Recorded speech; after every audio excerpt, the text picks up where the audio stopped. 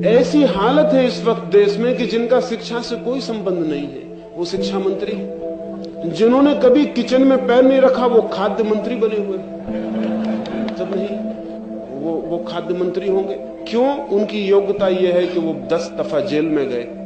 कुछ समझ में नहीं आता। 10 दफा जेल में जाने से किसी को डॉक्टर बनाइएगा, 10 दफा जेल में जाने से कोई सर्जन बन जाएगा, लेकिन 10 दफा जेल में जाने से वो मंत्री बन सकता है।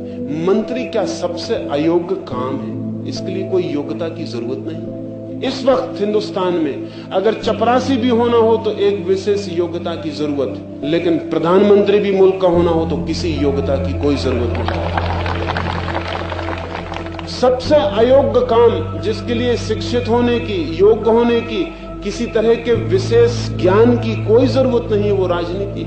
इसलिए राजनीति अशिक्षित, अयोग्य, जो कुछ भी ना कर सके, सब तरह से पंगु, बुद्धिहीन, उन सबका धंधा बन गया, उनका अड्डा वहां खड़ा हो गया। इससे मुल्क को बचाना पड़ेगा। आज अजीब हालत है। जो सोच सकते हैं, विचार सकते हैं, उनकी कोई आवाज नहीं है। जो जोर से चिल्ला सकता है, मुक्का पटक के टेबल बजा सकता है, 10-5 आदमियों को किसी भांति राजी कर सकता है अपनों को कि ये बाबूजी हैं, नेताजी हैं कहने के लिए, वो आदमी जीत जाएगा, वो मुल्क में ताकत में पहुंच जाएगा, वो फिर बैठ जाएगा वहां। और एक अजीब जाल है जो बहुत हैरान करने वाला है। दिल्ली में मैं होता हूं तो देख के बड़ी हैरानी होती।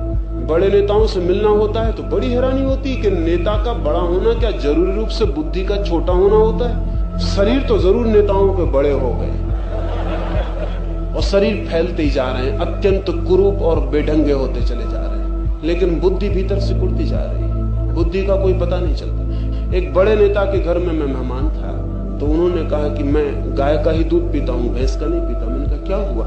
उन्होंने कहा भैंस के दूध पीने से बुद्धि खराब हो जाती। तो मैंने कहा उसके लिए कम से कम बुद्धि होनी तो चाहिए,